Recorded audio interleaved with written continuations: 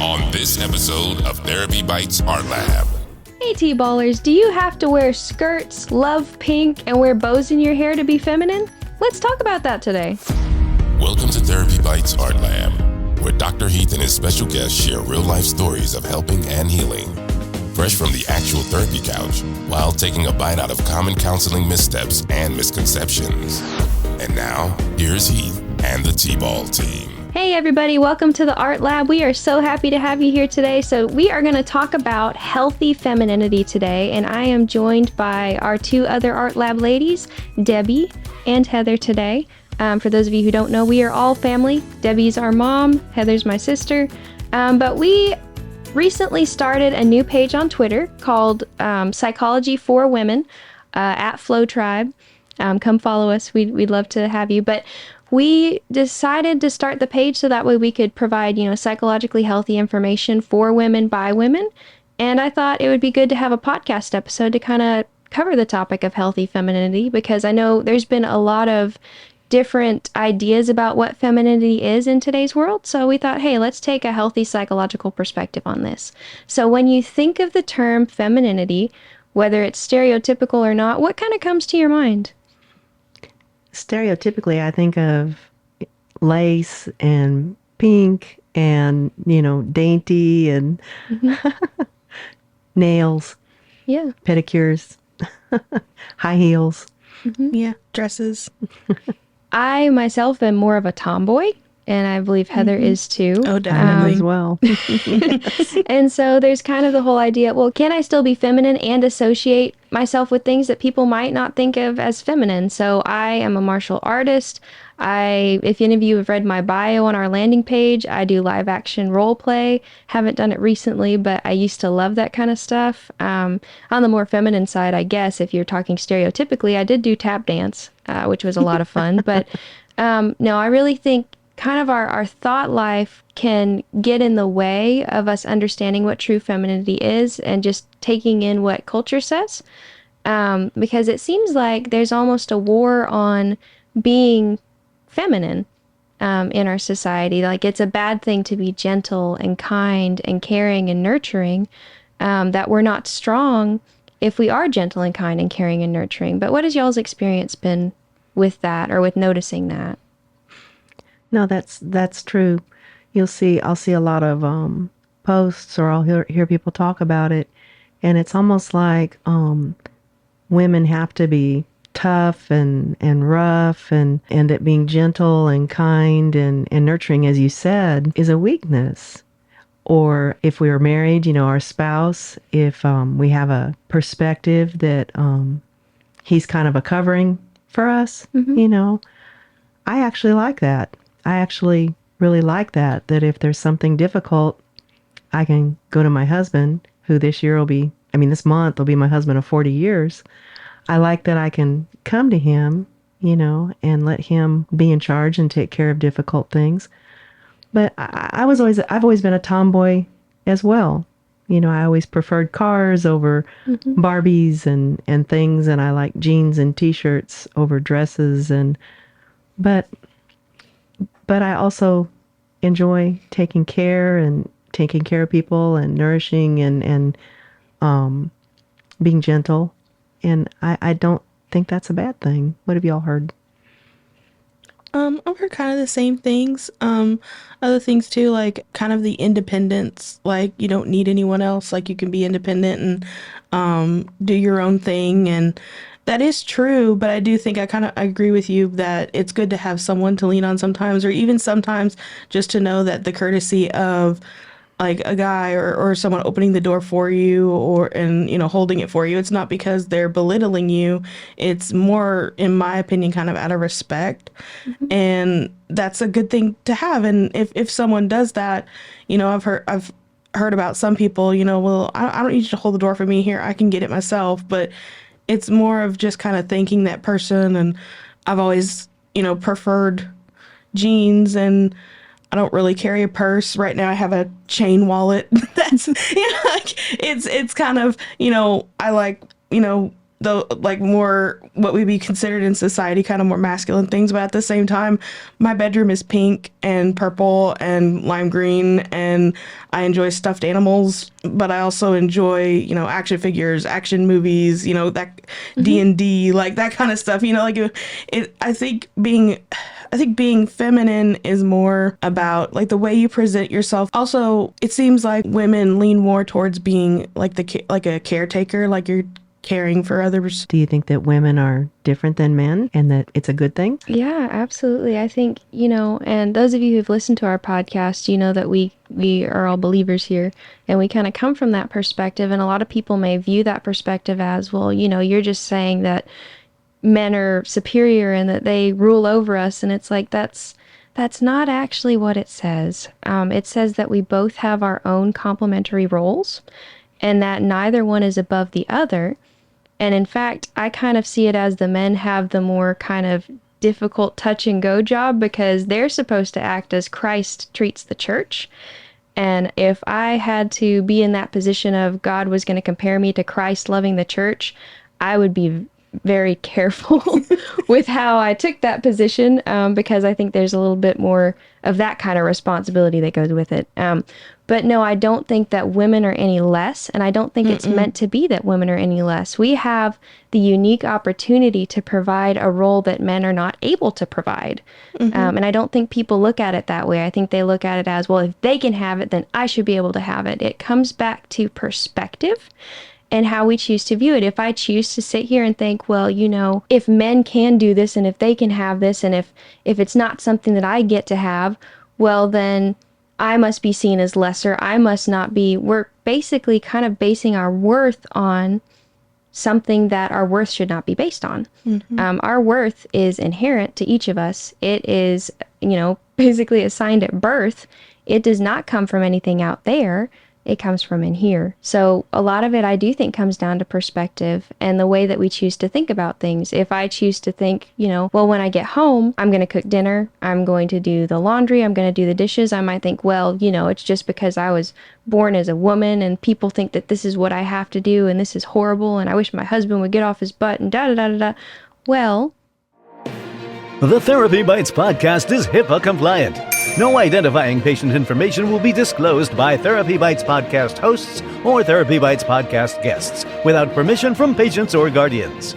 All personal stories are de-identified in order to comply with HIPAA, the NASW Code of Ethics, and the ethical principles of psychologists and code of conduct. Fresh from the therapy couch and from the deep dark recesses, stories may involve exploding preconceived notions and topics uncomfortable to underthinkers and small farm animals.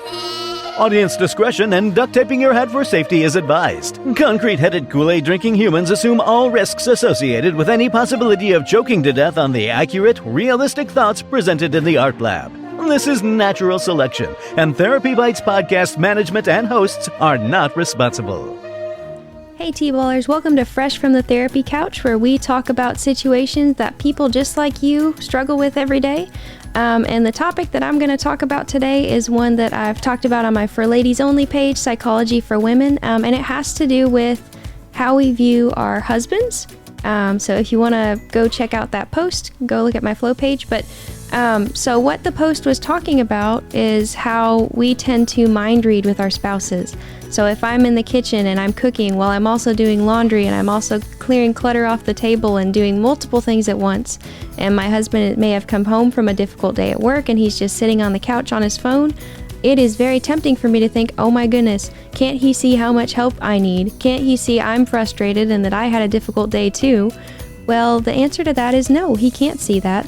He can't read my mind. He doesn't know what's going on in my head. So at this point, I have a couple choices. I can either continue to be frustrated and continue to tell myself, man, this guy just doesn't even really care. Or I could try asking him for help and letting him know, hey, I am having a difficult time. I would love it if you would help me, if we could do it together. We can even turn on some music and make it fun. But if we don't ask, our partner doesn't know. They can't read our mind, even if we asked them the day before. And that's something that I hear a lot when I'm doing therapy with people. Well, I asked him yesterday. Shouldn't he know that he needs to help me again today? Well, he may not think that way. He can't read your mind. So instead of assuming things and mind reading, why don't we try just asking instead? You're listening to Therapy Bites Art Lab, bite-sized therapy for your brain with Dr. Heath and the T-Ball team. The best advice on the net. No copay required. For full show notes and transcript of today's episode, go to therapybites.podbean.com. Here's Heath and the T-Ball team.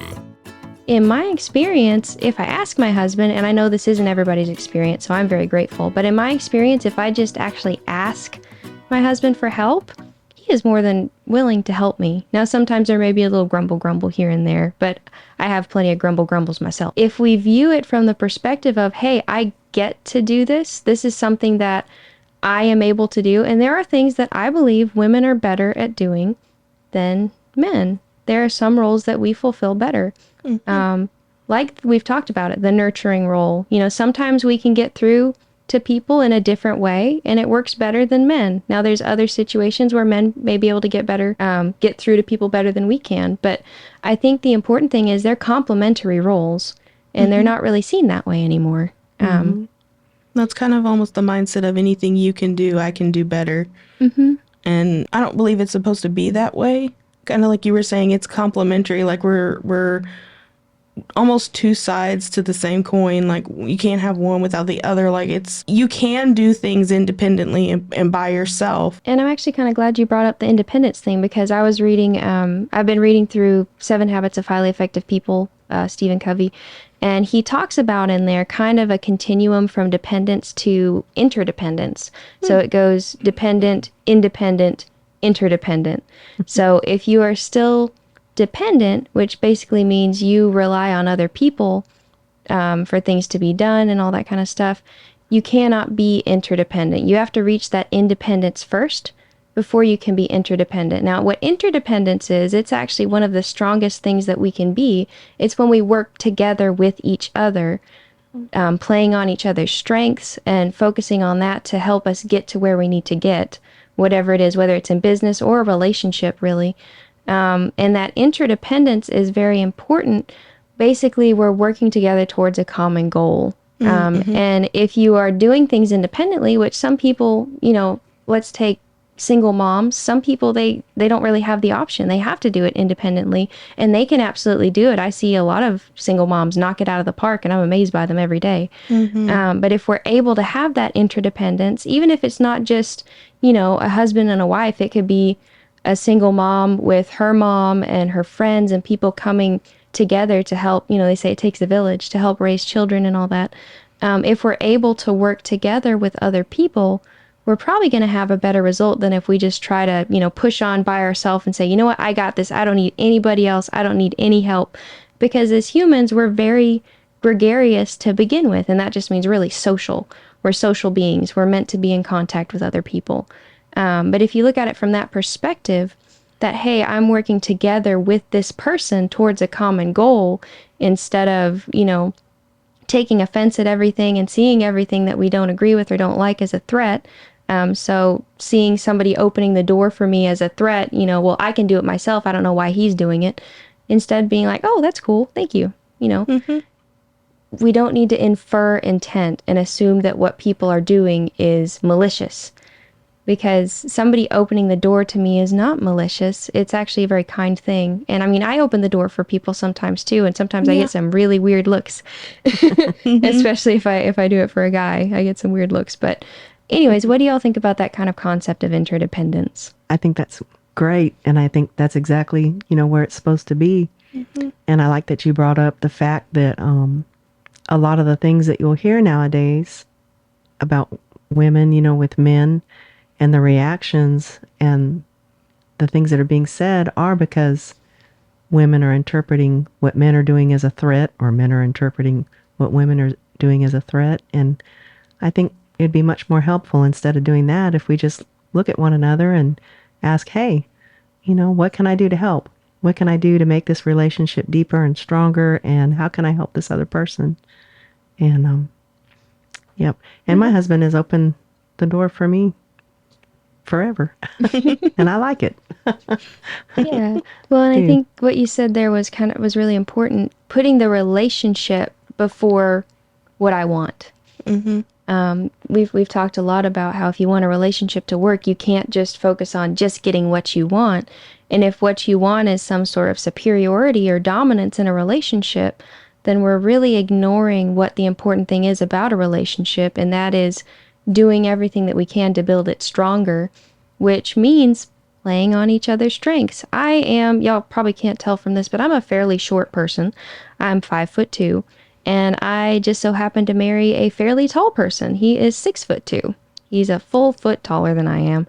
Now, playing to each other's strengths would be if I'm in the kitchen and I have something on the top shelf, I'm probably going to ask him, hey, can you come get this? Now, sure, I could grab a chair, and sometimes I do. I grab a chair and I go and reach and try to grab something, and sometimes he'll look over and be like, you need me to help with that? I can do that. And sometimes I'll be like, nah, I don't need it. But other times I'll be like, I don't really want to drag a chair from the kitchen into the laundry room, so I think I might just, ask to borrow his height for a little bit. But playing to each other's strengths. If we have a difficult conversation coming up with someone and maybe he's more heated about it than I am, playing to each other's strengths might be, hey, you know what? I'm a social worker. I'm a therapist. I can have calm conversations with people when I'm upset or when I disagree with them. Why don't you let me handle this conversation? Or on the flip side, if it's a conversation where somebody needs to be assertive and get the what fors, he might handle that conversation. But basically playing to each other's strengths and focusing on that instead of focusing on, well, I want this and I want that, and I'm not getting what I want, and it's so unfair, and all these thoughts that kind of take away from the relationship and hinder our ability to communicate with each other. But we are actually getting close to the close, so any final thoughts? What are y'all's final thoughts about healthy femininity? So it kind of sounds like healthy femininity centers around having a healthy mindset. Yes. Absolutely. Thinking healthy, accurate, realistic, healthy thinking. And I totally agree. And not taking things personally. What's that acronym, Heather? Oh, Q-tip. QTIP. Quit taking it personally. Right. Exactly. And not letting everybody else tell us what we need to think, deciding for ourselves what we're going to think, and basing that on what's the healthiest thing for not only myself, but also for the relationship. And if it's healthy for the relationship, it's probably going to be pretty healthy for you too. It just might not be exactly what you want. But thank you so much, guys, for joining us here in the Art Lab. Hopefully, we answered some questions for you. If you have any other questions, hey, you are welcome to message us on the podcast Facebook. You can message us on the Psychology for Women Flow Twitter page. We'd love to hear from you. Thank you so much, and we will talk to you next time. Bye. Bye. Hey, T-Ballers. Thanks so much for being with us today. If we brought value to your day, show us some love by leaving your positive feedback and inviting some friends to listen in. And join the T-Ball team.